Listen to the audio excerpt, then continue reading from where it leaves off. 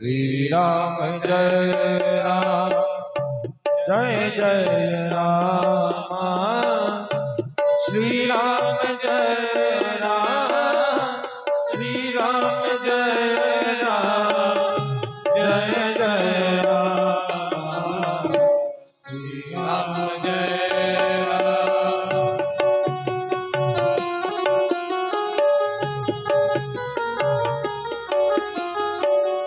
बेगी देखाऊं मुड़न आजू, बेगी देखाऊं मुड़न आजू, उलट मगी जह उलट ही मगी जह लही घबराजू।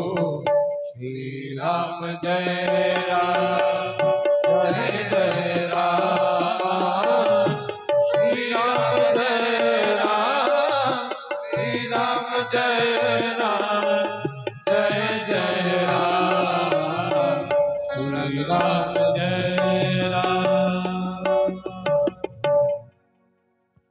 और जनक से कह रहे हैं कि हे मूर्ख जनक, जनक इतने विद्वान उनको मूर्ख कह रहे हैं और गुस्से में लाल है और कह रहे हैं कि ये धनुष किसने तोड़ा, मुझे बता दो, मुझे उसका पता दो, नहीं तो मैं सबको काट डालूंगा, सबको मार डालूंगा, तुम सब मुझे अच्छी तरीके से जानते हो।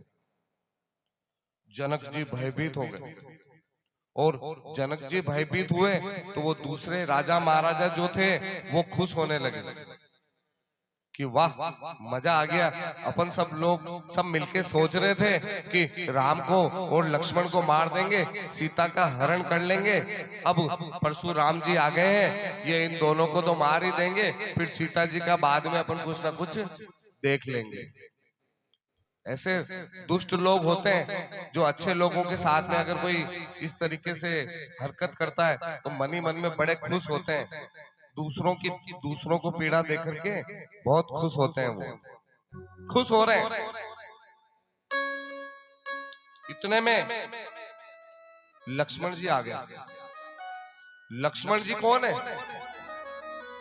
शेषनाग के अवतार। परशुराम जी कौन है? राम के अवतार। राम, परशुराम और बलराम, ये राम के अवतार है। भगवान हर समय अलग अलग रूपों में अवतार लेकर के अलग अलग लीला करते हैं। बहुत क्रोधी हैं परशुराम जी, तो जितने वो क्रोधी हैं उनसे भी डबल क्रोधी कौन है? लक्ष्मण जी। खड़े हो गए जाकर और खड़े होकर के क्या कह रहे हैं कि धनुष तोड़ दिया तो क्या हुआ? हमने तो बचपन में ऐसे कई धनुष तोड़े हैं महाराज, इसमें इतना दुखी होने की क्या जरूरत पड़ रही है आपको? इतने दुखी क्यों हो रहे हो? और धनुष तोड़ा भी है तो धनुष तो बेचारा पुराना धनुष था।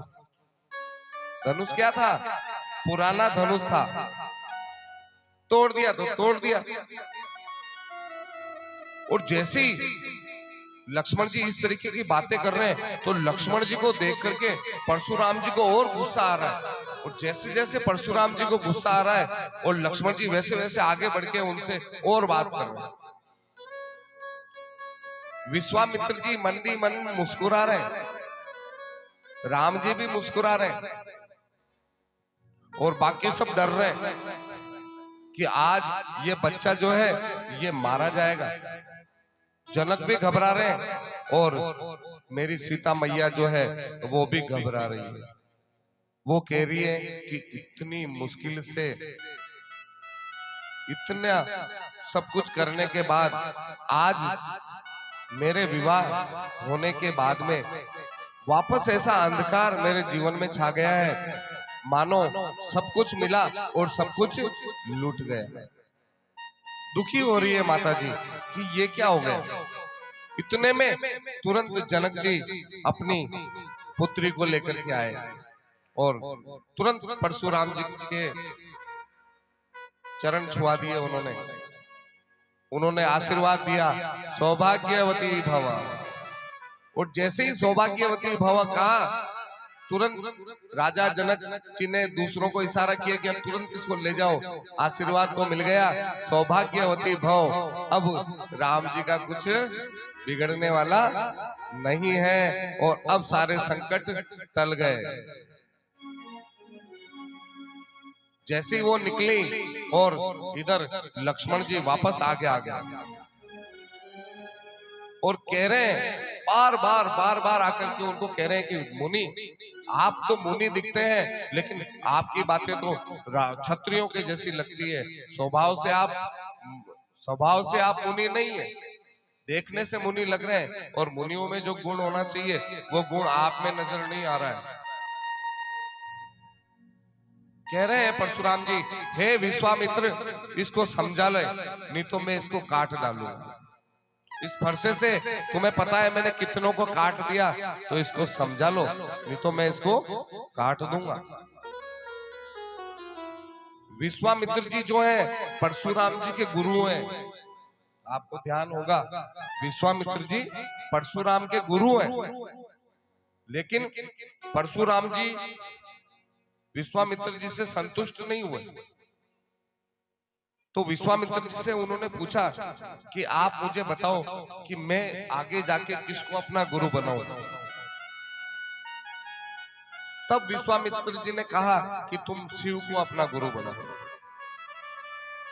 परशुराम जी ने शिव को अपना गुरु बनाया, लेकिन विश्वामित्र जी को मालूम था कि ये बहुत ज्यादा गुस्सेल प्रवृत्ति के हैं और आज जो है लड़ाई जो हो रही है, टक्कर की लड़ाई हो रही है।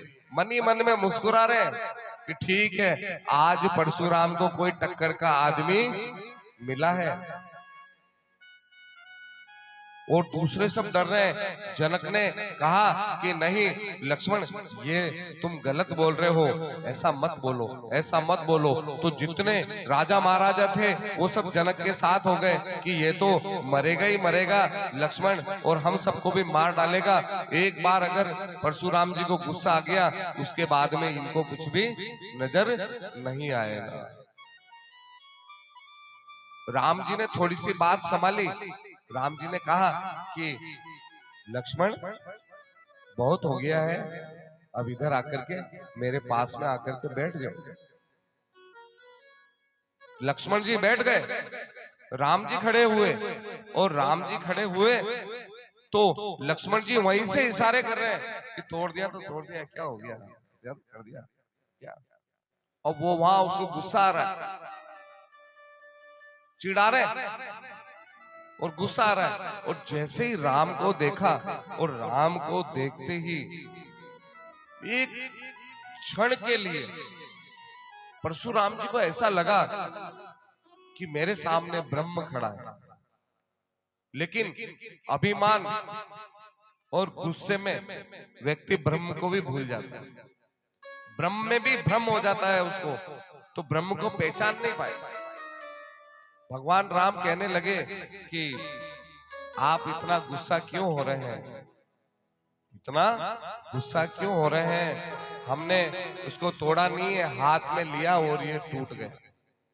आप ब्राह्मण हैं, आप विप्र हैं, और हमारी जो संस्कृति है, रघुकुल की जो संस्कृति है, वो ब्राह्मणों के चरण छूने में विश्वास रखती है। हम क्षत्रिय हैं, ब्राह्मणों का पूर्ण आदर करते हैं। इस तरीके से बात करने लगे और बार बार ब्राह्मण ब्राह्मण ब्राह्मण ब्राह्मण ऐसे बोलने लगे। तो परशुराम जी को गुस्सा आया कि ये मुझे जो है छोटा दिखाने की कोशिश कर रहा है कि ये विप्र है तो गरीब है, या ब्राह्मण है तो थोड़ा सा दब जाएंगे, मैं इनसे दबने वाला नहीं हूं। और क्या कहते हैं उनको कि तू भी ऐसा ही है और तेरा भाई भी ऐसा ही है, वो कड़वा बोलता है और तू मीठा बोलता है, लेकिन तुम कड़वे और मीठे दोनों जो हो, दोनों ही बहुत कलाकार हो, तुम दोनों ही बहुत कलाकार हो। फिर राम जी कहते हैं कि हम विप्रों की पूजा करते हैं, विप्रों को अच्छा मानते हैं, आप मुनि हैं, ज्ञानी हैं, सब कुछ बढ़िया है, लेकिन हम रघुकुल के हैं, अगर कोई हमारे हाथ जोड़ने को, हमारे सम्मान को अगर कोई हमारी कमजोरी समझता हो तो वो ये भूल जाए हम रघुकुल मणि हैं, हमें हर बात का जवाब देना आता है। और अगर कोई युद्ध के लिए ललकारता है तो उस युद्ध का भी हमें जवाब देना है। वो जैसी ऐसे बात की, एकदम परशुराम जी को लगा कि ये हाथ जोड़ते जोड़ते इतने प्रभाव से कैसे बोल रहा है। आंखों में आंखें डाल करके देखा तो लगा कि अरे ये तो साक्षात ब्रह्म है। पहचान नहीं पाया। पहचान क्यों नहीं पाए? गुस्से में। जब व्यक्ति गुस्सा करता है ना तो वो अपनी खुद की पहचान भी खो देता है और जो सामने वाला ज्ञानी विज्ञानी है उसकी भी पहचान खो देता है। भगवान को देखा और देखते ही नजर से नजर मिली भगवान से, और जैसे ही नजर मिली, ओहो, परशुराम जी समझ गए कि ये तो हरि है। और एक धनुष था उनके हाथ में, सारंग धनुष। उन्होंने कहा कि अगर आप भगवान हैं तो ये धनुष अपने कंधे में लीजिए। इतना कहना हुआ और परशुराम जी के हाथ से धनुष अपने आप चल करके राम जी के पास चला गया।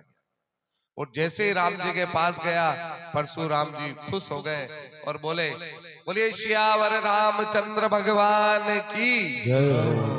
परशुराम जी खुश हुए और माफी मांगी कि राम लक्ष्मण, मैंने अज्ञान के कारण तुम लोगों को जो कुछ भी शब्द कहे हो मुझे माफ कर दो, और अब मैं तपस्या के लिए जाऊं।